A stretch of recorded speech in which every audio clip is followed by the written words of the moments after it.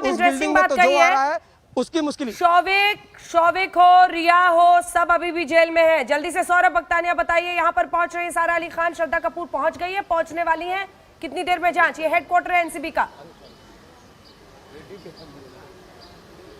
देखिए, हम इस वक्त एनसीबी के मुंबई ऑफिस में मौजूद है और यहाँ की तस्वीरें देखें किस तरीके से मुंबई पुलिस के ऑफिशियल्स यहाँ पर है। तमाम जो बड़े अधिकारी है वो भी आ चुके हैं। अब बस कुछ ही मिनटों का इंतजार है अंजना, बस यहाँ पर श्रद्धा और सारा अली खान यहाँ पर आ जाएगी। सबसे बड़ी एक्ट्रेस है ये भी, और सारा अली खान तो बड़े ही घराने से आती है बॉलीवुड की, और वो अब यहाँ पर कुछ ही देर में पहुँचेगी। यहाँ पर जो समीर वानखेड़े की टीम है वो उनसे पूछताछ करेगी। आपको बता दें कि ये जो दूसरी FIR है, ये दफ्तर सौरभ बख्तानिया उन दिनों को ताजा कर देता है जब सुशांत सिंह राजपूत की मौत के मामले में ड्रग्स का एंगल आया था, चैट आए थे, और उसके बाद से यही एनसीबी का वो दफ्तर है जहां पर जबरदस्त जमावड़ा लगा रहता था। वहीं पर से मौसमी सिंह हमारी सहयोगी, चित्रा त्रिपाठी हमारी सहयोगी, लगातार सभी कवरेज कर रहे थे, आप कर रहे थे और बता रहे थे कि किस तरह से रिया चक्रवर्ती अब 3 दिन की पूछताछ के बाद गिरफ्तार कर ली गई। आइए आपको सीधे लिए चलते हैं, चित्रा त्रिपाठी भी वहां से हमारे साथ जुड़ी हुई है। सौरभ, तस्वीरें सारी दिखाते रहिएगा, टॉप एंगल तस्वीरें भी आपको दिखेंगी। सारा अली खान, श्रद्धा कपूर अब एनसीबी हेडक्वार्टर में, क्योंकि इस मामले में जांच उसी एंगल से, रिया ने ही बेड़ा गर्क किया एक तरह से, क्योंकि नाम रकुलप्रीत का लिया और उसके बाद से ये ड्रग्स चैट सामने आए। चित्रा, मुश्किलें इन दोनों की उस मामले से ड्रग्स के जरिए जुड़ती हुई जहां पर आज एनसीबी दफ्तर में इन दोनों को पहुंचना है। चित्रा।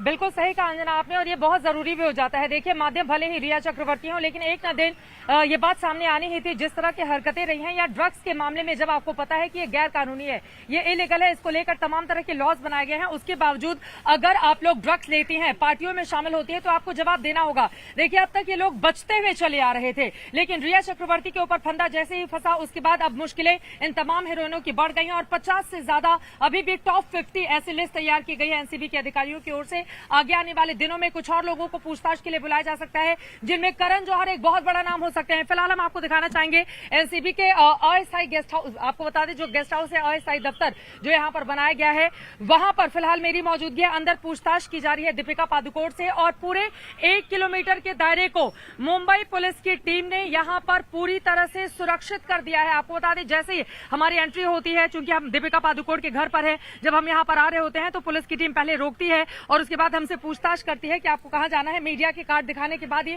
हमको इस एरिया में एंट्री दी जाती है। एक तरफ समंदर की लहरें फिलहाल आपको शांत दिखाई दे रही हैं, दूसरी तरफ गेटवे ऑफ इंडिया आप देख रहे हैं, और यहीं पर पूरा का पूरा नजारा भले ही फिल्मी हो, लेकिन मुश्किलें दीपिका पादुकोण की, जो 5 सवाल अब तक उनसे पूछे गए हैं, जिसके बारे में जानकारी निकलकर सामने आ रही है। पहला, क्या ये मोबाइल नंबर 2017 में जिससे आप चैट कर रही थी, क्या ये मोबाइल नंबर आपका है? दूसरा सवाल, क्या आप ड्रग्स लेती हैं? ड्रग्स के मामले में किन किन लोगों को जानती हैं? करिश्मा को क्या आप जानती हैं? क्योंकि दोनों के बीच 9 सालों का रिश्ता रहा है। भले ही 2007 से बॉलीवुड में ओम शांति ओम के जरिए अपनी एंट्री मारती हूं दीपिका पादुकोण, लेकिन करिश्मा के साथ जिसके चैट के आधार पर दीपिका पादुकोण पकड़ में आई हैं, उनसे पुराना रिश्ता है, 8-9 सालों का ये पुराना रिश्ता है। तो उसके आधार पर भी तमाम सवाल दागे जा रहे हैं। चूंकि 8 साल से आप जुड़ी हुई थी, तो ड्रग्स की ये जो चैट है, ये क्या कहती है, ड्रग्स आप कैसे लेती थी, तमाम इन सवालों का जवाब दीपिका पादुकोण को देना पड़ रहा है। देखिए, आज महत्वपूर्ण ये भी हो जाता है, जो कैमरे जिसके आगे पोज देने से ये अभिनेत्रियां कभी नहीं हिचकिचाती थी, आके शानदार तस्वीरें खिंचवाती थी। आज हम सब ने देखा दीपिका पादुकोण कैसे पहले ही रात में शिफ्ट हो जाती है होटल, जो यहीं से 5 मिनट वॉकिंग डिस्टेंस है, 5 मिनट का, और 1 मिनट मुझे लगा होगा। मुझे लगता है कि थोड़ा हम पीछे चले, जहां पर पुलिस कर्मियों की तैनाती है, वो तस्वीरें भी अपने दर्शकों को हम दिखा देंगे। काफी ज्यादा महत्वपूर्ण हो जाता है। आगे बढ़ते हुए सवाल करण जौहर की पार्टी को लेकर भी पूछे जाते हैं, क्योंकि करण जौहर की पार्टी, मैं चाहूंगी कैमरा पर्सन आगे आए, अगर करण जौहर की पार्टी को लेकर भी सवाल यहां पर पूछे जा सकते हैं, क्योंकि करण जौहर की पार्टी का जो बीते सालों का वीडियो है 2019 का, उसमें सबसे पहला फ्रेम दीपिका पादुकोण का आता है, और नशे में लिप्त सभी लोग दिखाई दे रहे हैं वीडियो के आधार पर। अगर हम इस बात को कहें, इसी वजह से ये तमाम लंबे सवालों की फहरिस्त, जिसका दबाव दीपिका पादुकोण को इस वक्त देना पड़ा है। बिल्कुल पीछे आप देखेंगे, वहां पर कम से कम 20 से 25 पुलिसकर्मियों की मौजूदगी है, और वहां बैरिकेड्स कर दिए गए हैं। ये पूरा का पूरा इलाका, यहां से लेकर जो ताज ताज होटल है जो मुंबई के शानदार होटल्स में आता है, ये पूरा का पूरा इलाका पुलिस की सिक्योरिटी में है। दीपिका पादुकोण से पूछताछ लगातार की जा रही है और माना यही जा रहा है कि अगले 2 से 3 घंटे जो है वो काफी ज्यादा अहम रहने वाले हैं।